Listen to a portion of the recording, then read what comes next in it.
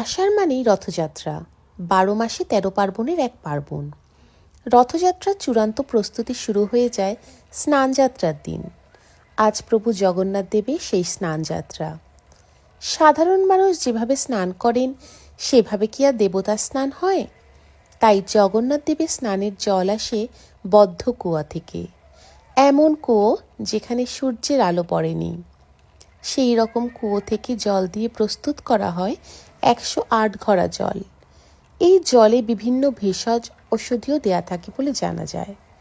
তারপর ১০৮ ঘড়া জল দিয়ে দেবদেবীর স্নান সম্পন্ন হয়।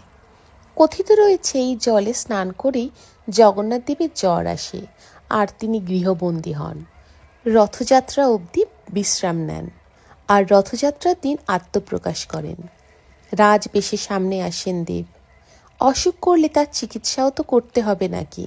প্রভু যখন স্নান করেন, চাহনি মণ্ডপ থেকে তা দেখেন শ্রীলক্ষ্মী মাতা। জ্বরের পর তিনিই নাকি প্রভুর সেবার দায়িত্ব নেন আর তাকে সাহায্য করেন অন্তজ দ্বৈতপতিরা। জগন্নাথের সারা শরীরে চন্দন লেপে এই চিকিৎসা করা হয়। সেরে উঠতে টাইম লাগে ঠিক ১৫ দিন। যদিও এই স্নান যাত্রার সূচনা নিয়ে অনেক পৌরাণিক মতামত আছে, তার মধ্যে দুটি নিয়ে আজ বলবো। শাস্ত্র অনুযায়ী বিশ্বকর্মা বুড়ো কাঠমিস্ত্রি রূপে মূর্তি বানানোর সময় রাজা ইন্দ্রদম্নের সামনে শর্ত রাখেন যে তিনি দরজা বন্ধ করে মূর্তি বানাবেন। যতক্ষণ না তার মূর্তি বানানো শেষ হচ্ছে, ভেতরে কেউ প্রবেশ করতে পারবে না। তার কাজ শেষ হওয়ার আগে দরজা খুলে গেলে তিনি মূর্তি বানানো ছেড়ে দেবেন। বন্ধ দরজার পিছনে মূর্তি নির্মাণের কাজ হচ্ছে কিনা তার তদারকির জন্য রাজা প্রতিদিন দরজার বাইরে দাঁড়িয়ে মূর্তি তৈরির আওয়াজ শুনতেন।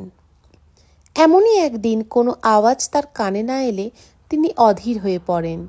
ভাবেন যে বিশ্বকর্মা নিশ্চয়ই মূর্তির কাজ ফেলে রেখে চলে গেছেন। এই ভেবে রাজার দরজা খুললেন। শর্ত অনুযায়ী বিশ্বকর্মা সেখান থেকে অন্তর্ধান হয়ে যান। তখনও জগন্নাথ, বলরাম ও সুভদ্রার মূর্তি অসম্পূর্ণই ছিল। তাই দেখে রাজা বিলাপ করতে শুরু করলেন। বিষ্ণু রাজা ইন্দ্রদম্নকে বিলাপ না করতে বললেন। রাজাকে দর্শন দিয়ে তিনি জানান তিনি নারদকে কথা দিয়েছিলেন বাল্যরূপে এই আকারেই পৃথিবীলোকে বিরাজ করবেন। এরপর তিনি রাজাকে ১০৮টি ঘটের জলে তার অভিষেকের আদেশ দেন।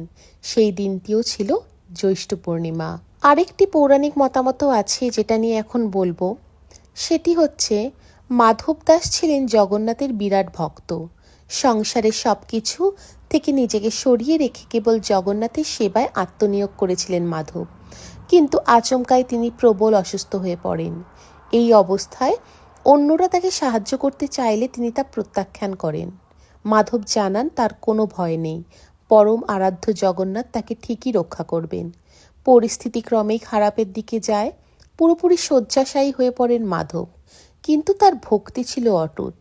শেষ পর্যন্ত ভক্তের কষ্ট দেখে তাকে সেবা করতে আবির্ভূত হন জগন্নাথ, আর তার সেবাতেই ধীরে ধীরে সুস্থ হয়ে ওঠেন মাধব।